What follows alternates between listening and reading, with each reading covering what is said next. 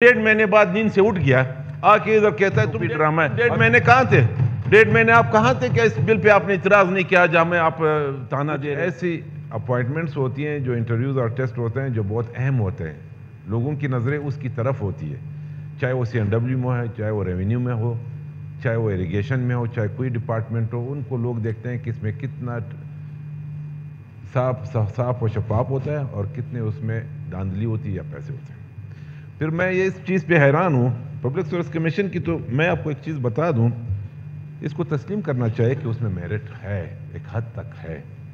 ठीक है, सिफारिश आप एक देख लें कि जो भी हालात को मद्देनज़र रखते हुए अगर आप बलूचिस्तान को नहीं लेते हैं, आप दुनिया की दूसरे मुल्कों को ले लें। यूरोप में भी इतना होता है कि एक अपना नज़दीक बंदे को कोई ना कोई एडजस्ट करता है, लेकिन 80 से 90%, मैं आपको 90% तक कह दूं कि पब्लिक सर्विस कमीशन में मेरिट होती है, बल्कि 95%। ठीक है, 5% में पैसे किसी ने मांगे हो, साइड पे मांगे हो, कोई पेपर्स के लिए, पेपर्स में कोई आज तक बता दें इस पब्लिक सर्विस कमीशन ने, मैंने जोर लगाया, मैं किसी पेपर को ट्रेस नहीं कर सकता हूं कि उसमें मैं सिफारिश करता हूं कि पेपर को कर दूं। पेपर तो जब कोई कैंडिडेट उसको क्लियर करता है तो फिर इंटरव्यू में तो ठीक है, फिर भी सिफारिश चलती है, लेकिन कोई बता दे गारंटी से कि एक पेपर किसी ने ट्रेस किया हो, चाहे किसी भी डिपार्टमेंट से हो, ये तो उनकी बात हुई।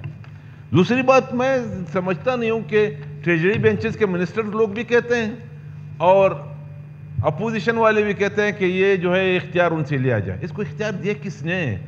मिनिस्टर साहिबान बैठे हो, ये तो आप लोगों ने इख्तियार दिया हुआ है।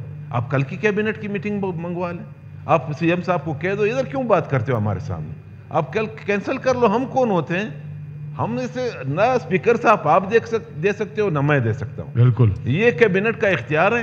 कैबिनेट जो फैसला करे वो पब्लिक सर्विस कमीशन को देते हैं, वो रेवेन्यू को देते हैं, वो PHE को देते हैं, जिसको इख्तियार देते हैं वो आप लोग देते हैं। आप लोग फ्लोर पे उठ के जी हम इसकी मुखालिफत करते हैं, मुखालिफत कैबिनेट में कर लें, फैसला ले आए, हमें तस्लीम होगा।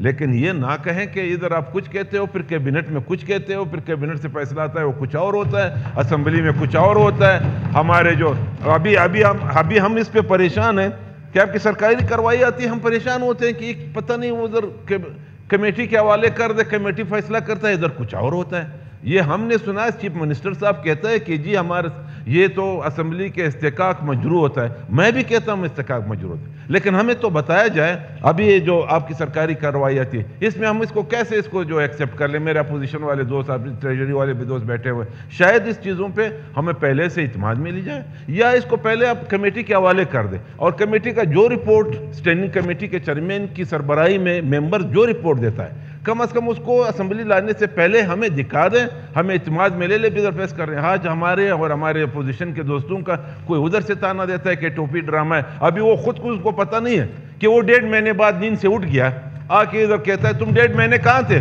1.5 महीने आप कहाँ थे कि इस बिल पे आपने इतराज नहीं किया जहाँ में आप ताना दे रहे हो कम।